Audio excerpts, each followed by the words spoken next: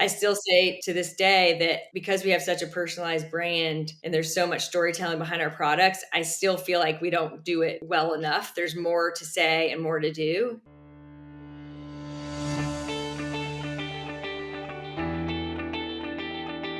And I want a good show, damn it.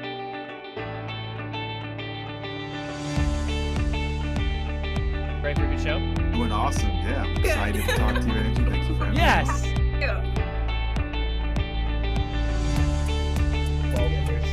I've always been doing big into archery, and my dad said, "Hey, you guys want to start an archery store?" That's how it is. Yes, of course. Let's do this together. Hello, everyone. Welcome to another episode of the E-Comm Show.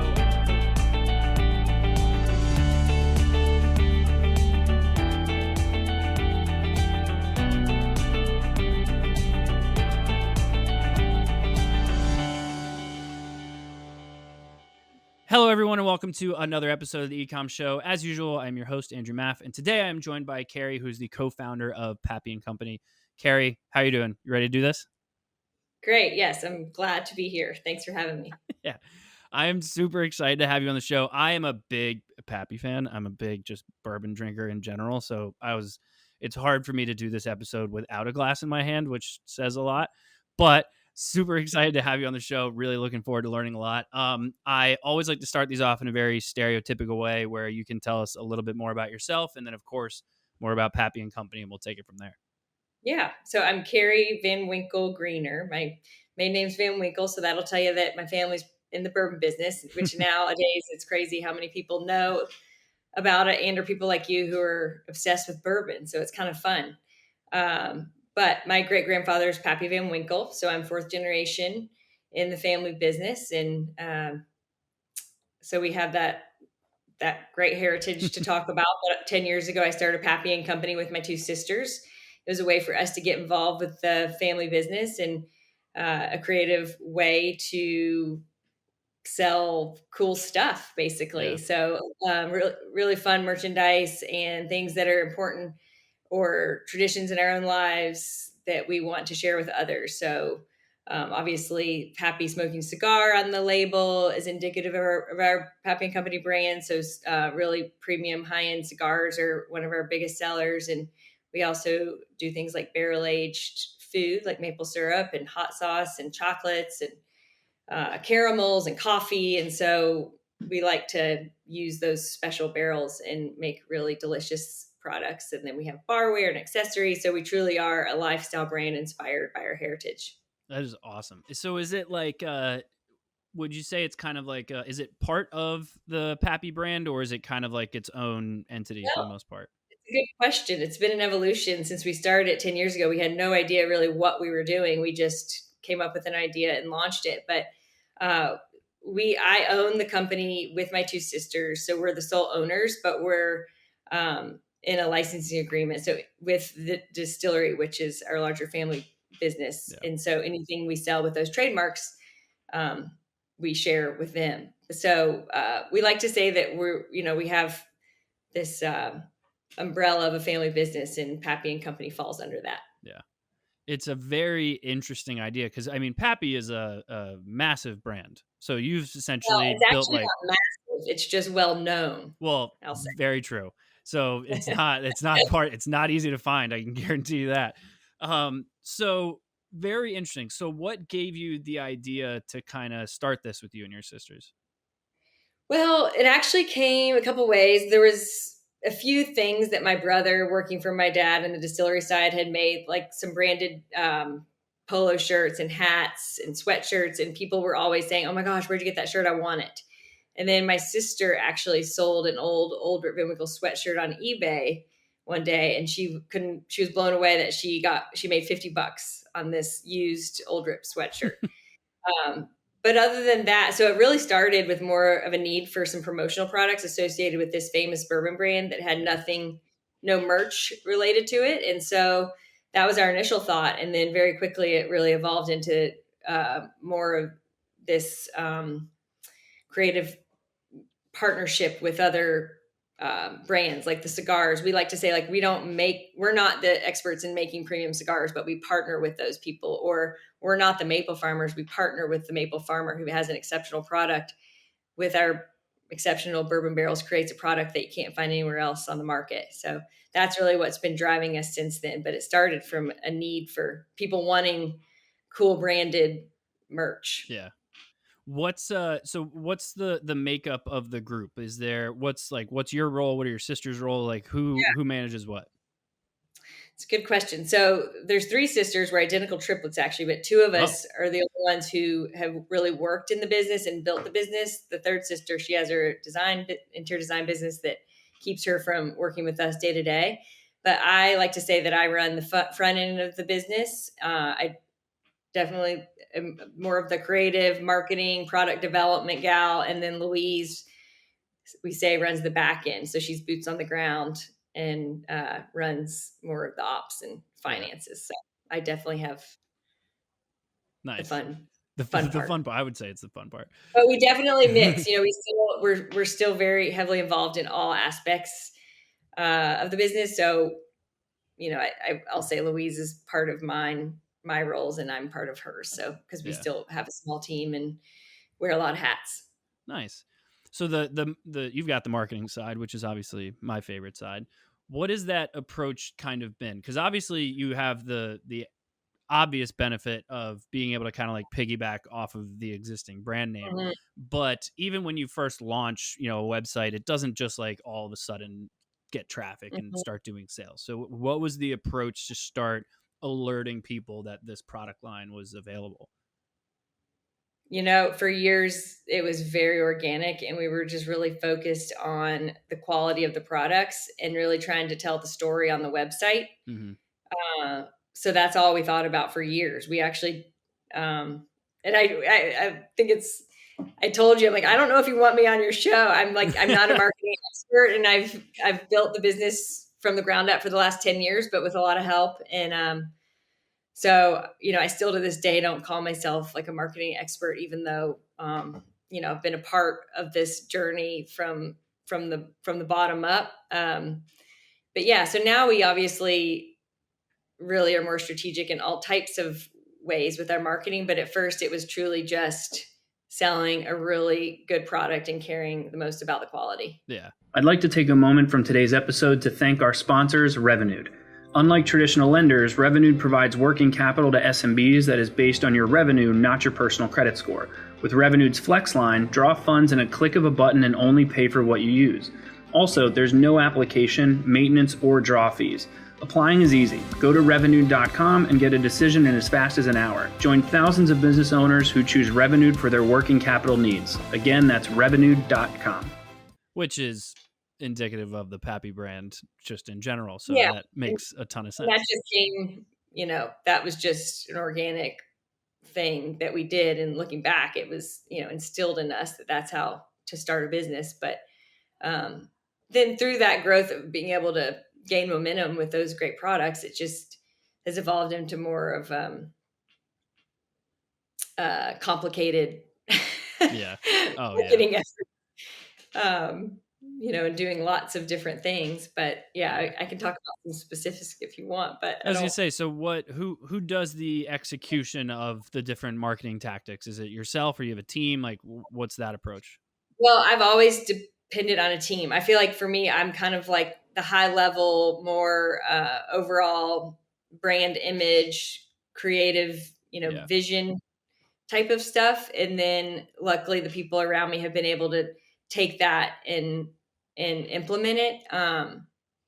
We've all, like, starting out, we actually, I will say a bonus to having this name is that we got some really cheap work with some great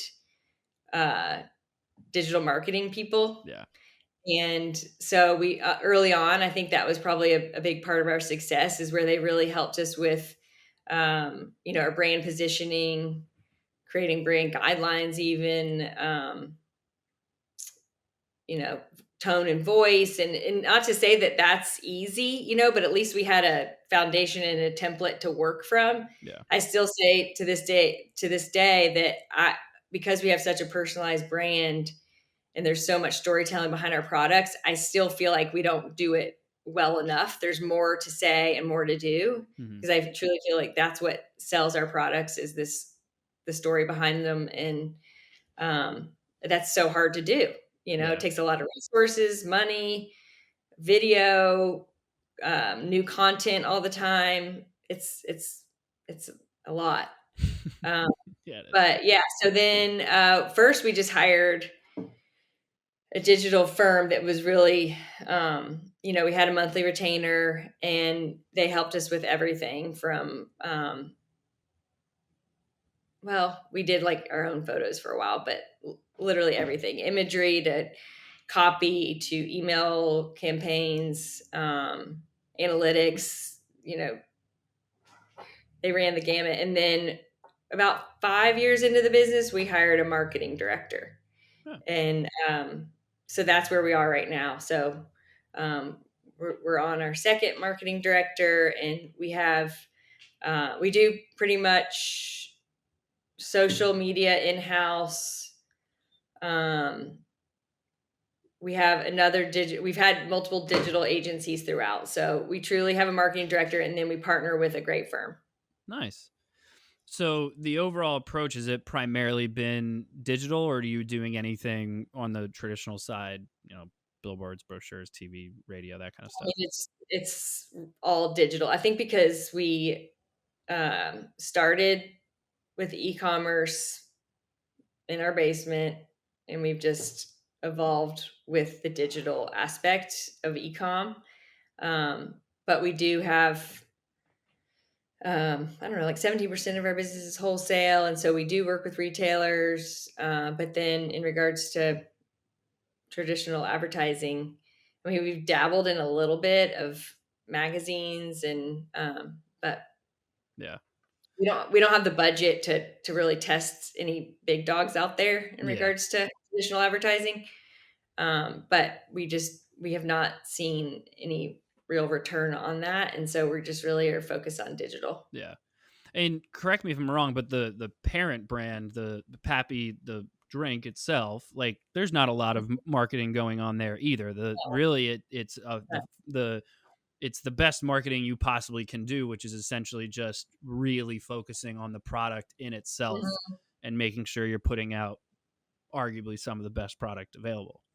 Yeah. I mean, I will say it seems so simple and kind of basic, but I think a lot of the world that we live in today, a lot of people get so caught up in the marketing of it and spending a ton of money for ad campaigns and,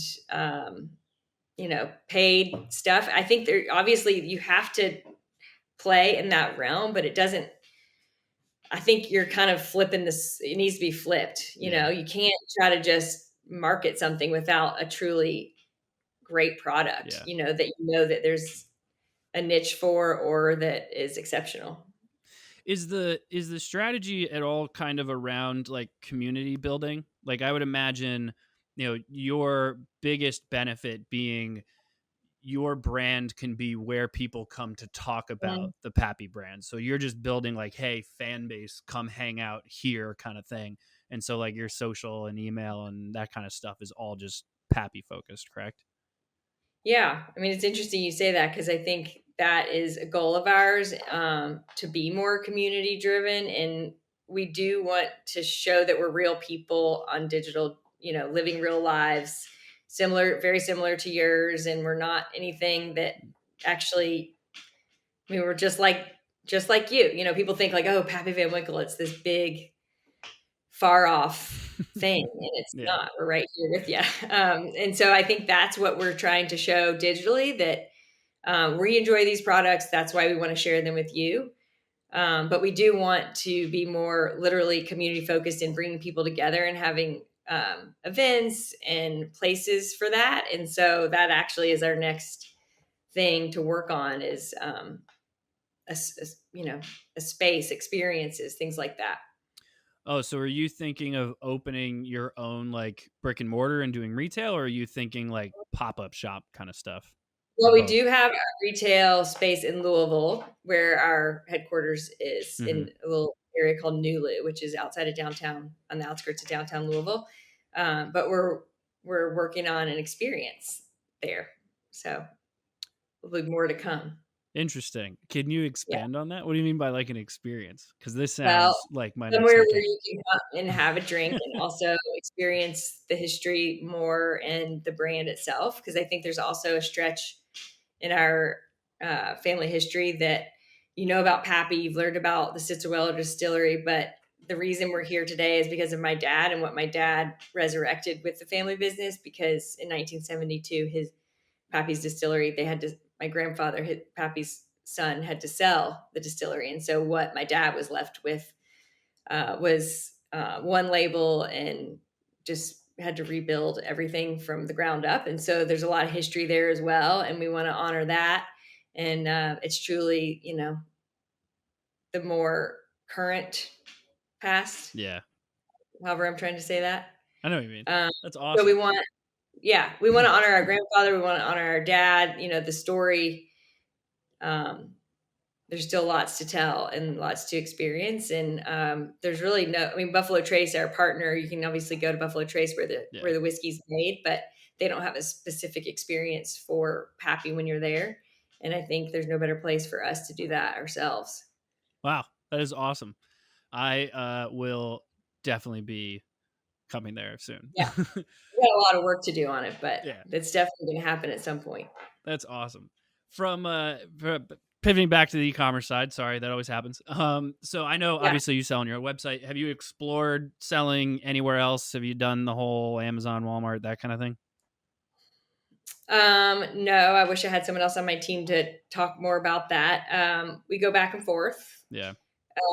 We've gotten ready to in the past, and then we haven't. We've always, there's obviously been years where it's like we don't want to cheapen our brand by being on Amazon, but also it's a huge sales channel that we know some people that's the basis for foundation for their business. So I wish I could speak more educatedly on that and our decision around that. Yeah.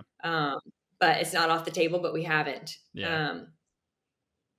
I understand. I mean, look, to your point, it's a common question for businesses that build these bigger brands online that haven't gotten into marketplace. A lot of times the question is like, do we go to Amazon? Because it does have like a to your point, like a cheapening kind of connotation to it. And because it's always everyone on Amazon, it's a race to the bottom, who's the cheapest. And so for a brand that doesn't want to be the cheapest, it's not always the best place. So that definitely makes a lot of sense. Yeah. For the sales that you do have coming through the website, what's kind of the more top channels? Is it like the social media approach? Are you doing any paid advertising? Like what are those directions? This is where, again, I wish I had someone on my team to help me. Social media has always been a struggle for us. It's not a revenue driver. Yeah. I would not expect that. I know. We need help with that. So if anybody wants to reach out. But yeah, paid advertising, we've just, in regards to Google, I mean, we do paid social, we do paid Google. Yeah. Okay. And it has grown over the years, our budget for that. And I don't know.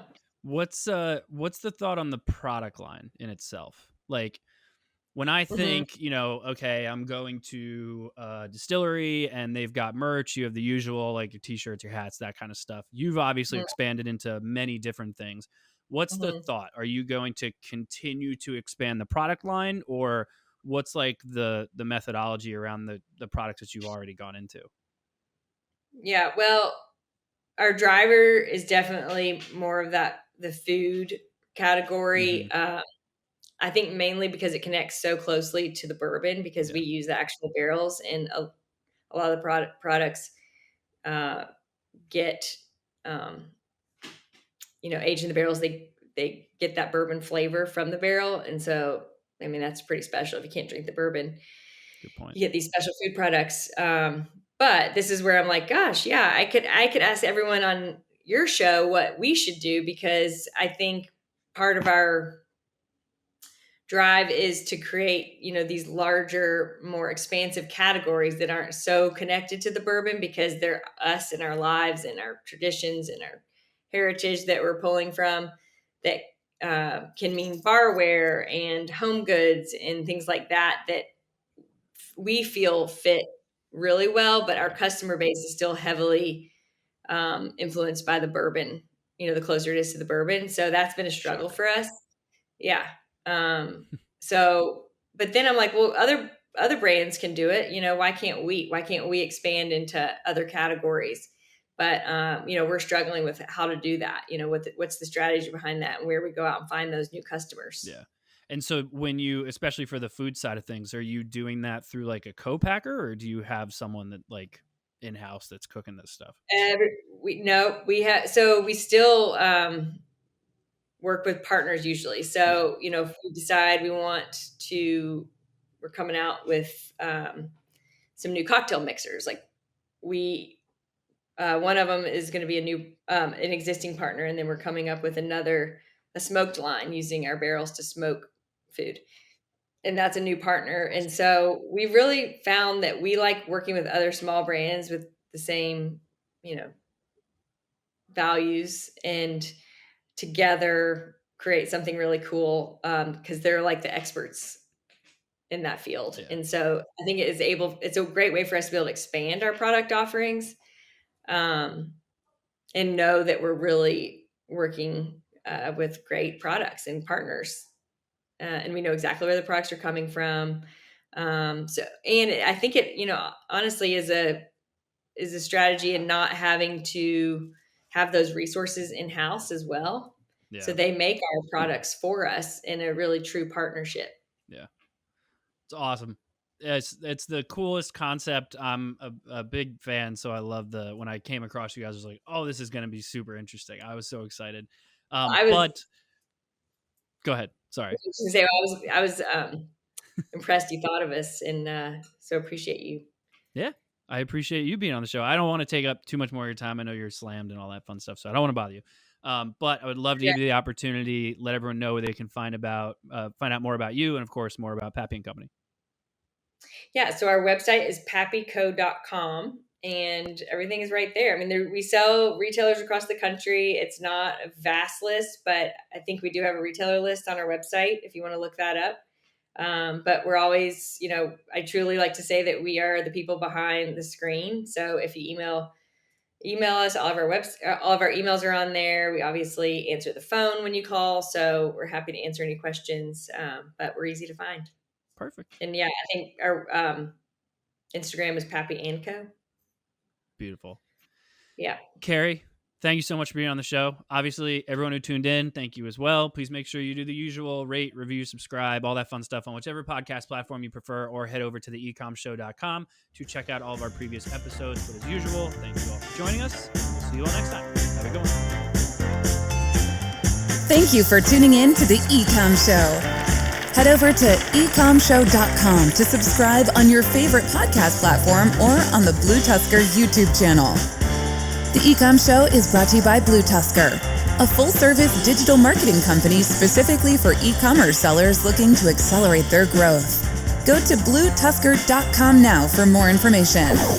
Make sure to tune in next week for another amazing episode of the E-Comm Show.